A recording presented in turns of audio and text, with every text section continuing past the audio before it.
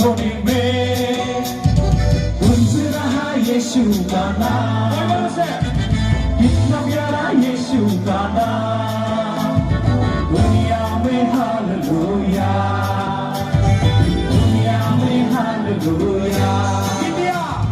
India के कोने कोने में आङो गिबियावनो जोंनि आफा इसोरखौ हामबाय होनदों देग्लाय 2024 मायथाइनि जोंनि बर' बाप्टिस्ट कनभेन्सननि 110थि बे फैबाय थानाय फेब्रुवारि दाननि 1 निफ्राय 5 खालारसिम जानो गोनां एनुवेल कनफारेन्स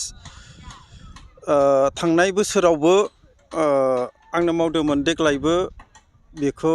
जों सानैजों आंहा सासे लोगो दं जों सानैजों लोगो नांनानै बेखौ जोङो मावबाय थानाय जादों थांनाय डिसेम्बर दाननि 15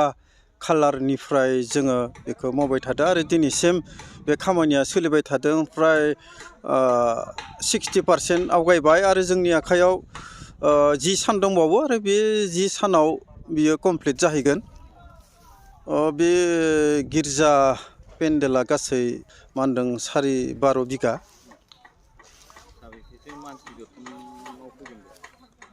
बेयावथ' प्राय 30 निफ्राय 40,000 आङो नैबे मेनलि बे गिर्जा पेन्डेल आरो मोनब्रैसो बेबायदिनो माखासे गोजाननि मण्डलिफोरा मावनो होदों बेखौ मोनब्रै गिर्जाफोरा बेबायदि आंनो मावनो बिबान होनाय जादों बेखौ आङो सम सब्ला आं बेखौ मावना होनाय जागोन दासिम 60 निफ्राय 70 बेबायदि लेबार आंनि आखायाव दङ आरो बिथांमोनानो मावबाय थादों सानफ्रोमबो मावो गेजेराव देवबारल' बाद टटेलि बे 12 बिगा पेन्डेल लुनो थाखाय दासिम 8,000 औवा लाबोनाय जाबाय आरो कमप्लिटलि जोंहा औवानि खामानिया जोब्बाय 8,000 औवा नांगौ जादों जोङो 27 तारिखआव कमप्लिट खालामना होगोन 27 तारिखहालागै जोबगोन औ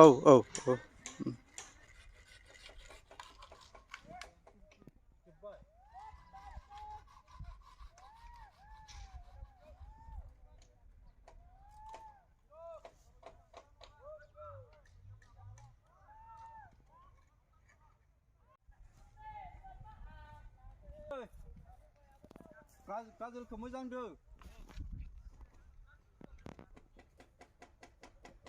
नोंलाय नों माहा मुथि दायो नों माहा गाखोगोन आइयाव हांदो आइयाव गोजौआवथ' बे फैबाय थादो दा आइथि साइडनिखौ आइलाय आइयो औ बै लाइना बाबु नों बेखौ थांलाय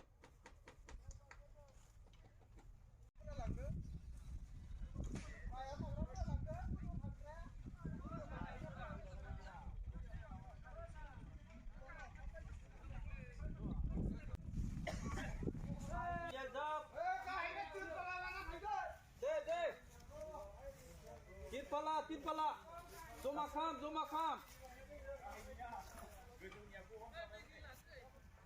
दे आलाय सिलाय गालांनो हाया नङा